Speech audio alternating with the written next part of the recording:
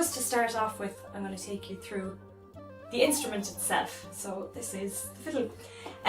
We'll start with the chin rest, which is what you use to hold the fiddle with, your chin. On the back, you have the shoulder rest. So very important that you invest in one of these. The shoulder rest and the chin rest are both used to hold the fiddle under your chin. So be careful when you're doing this. Have somebody to spot you in case you drop it. So you don't necessarily hold it with your arm or with your hand. All of the balance comes from your chin and your shoulder, and it makes it more comfortable when you're playing as well.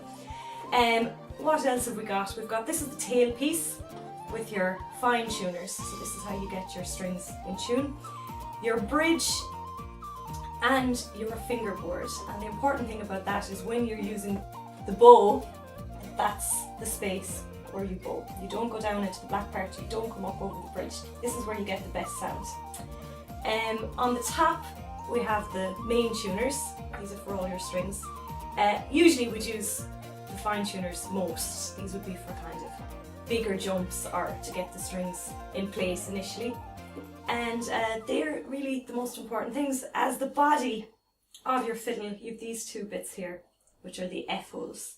And this is where the sound essentially comes from. This is where the sound comes out. So if, again, you can keep your bow in between the fingerboard and the bridge, and as much as possible above these F holes, these little holes here, that's when you're going to get the biggest sound, the richest sound, and the purest sound. And you get the most out of your fiddle by doing this as well.